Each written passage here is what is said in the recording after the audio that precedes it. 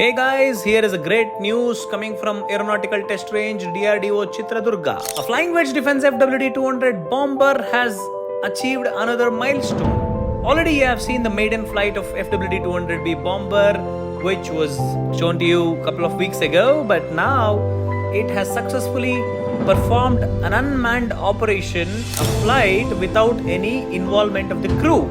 So the flight plan was uploaded to the ground control station and the aircraft could swiftly do it without any flaw. So over the period of time, we have trimmed the aircraft, we have made certain validation flights, and now the aircraft is tuned and you can see a very stable flight, right? So the next process would be achieving a milestone one by one and pushing the efficiency of the aircraft. This is the very first aircraft that has been developed from the aerodynamics level to the propulsion systems to most of the subcomponents made within the country.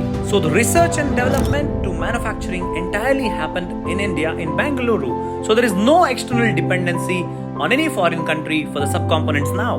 Building it bigger and bigger to carry more payloads, making it much faster to beat the competitors. This is a proud make in India.